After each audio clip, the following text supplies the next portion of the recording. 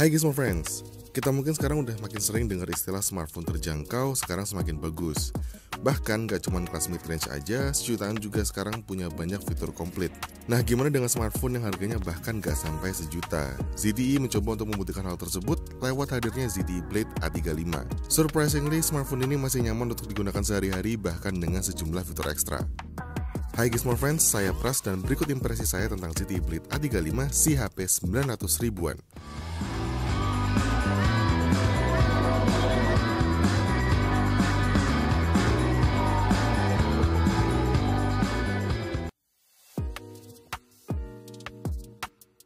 Kita lihat dari desainnya terlebih dahulu. Untuk sebuah smartphone yang harganya nggak sampai sejuta, ZTE Blade A35 ini menurut saya udah cakep banget. Sisi samping dan belakangnya dibuat flat, modul kameranya udah lumayan kece, bahkan dikasih elemen khusus khas ZTE seperti power button warna merah yang ngasih aksen semakin menarik plus di dua lingkaran kamera belakang. Varian warna yang saya pegang adalah Starry Black. Kenapa disebut Starry? Karena ada gemerlap titik-titik putih yang tipis di permukaan bodi belakangnya. Tampilannya sendiri dibuat menyerupai kaca dan surprisingly enggak begitu gampang kotor atau membekas sidik jari. Jadi masih aman dan tetap kece walaupun digunakan tanpa case. Feel-nya juga kerasa solid, jauh di atas ekspektasi awal saya. Good job ZTE.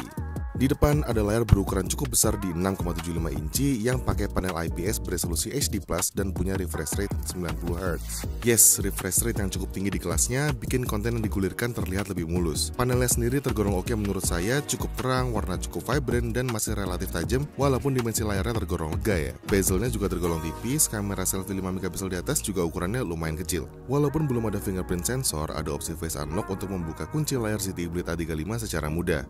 Tergolong responsif dan bisa diandalkan selama pencahayaan di sekitar cukup. Nah, ada sebuah gimmick menarik yang menurut saya cukup useful, yakni Live Island, yang bisa menampilkan notifikasi penting ketika dibutuhkan, apapun aplikasi yang lagi kamu akses. Contoh, lagi nyalain timer, akan muncul hitung mundur di sisi atas layar. Bagi saya yang sedang rekam suara saat sedang liputan, notifikasi perekaman suara juga jadi informatif. Lumayan banget deh, ada fitur ini di harga yang nggak sampai sejuta.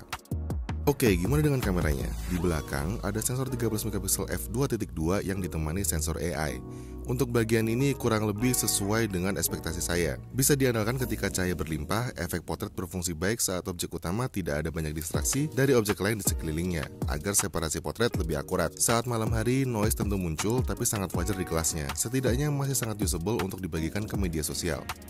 Kamera ZTE Blade A35 bisa rekam video hingga resolusi 1080p 30fps di belakang dan 720p 30fps di depan, tanpa stabilisasi tambahan, jadi make sure tangan kamu tidak banyak bergerak saat sedang merekam video atau menggunakan aksesori tambahan. Performa ZTE Blade A35 didukung dengan Android 14 yang surprisingly bukan Go Edition. Chipsetnya Unisoc SC9863A, bisa dibilang udah sangat matang memang.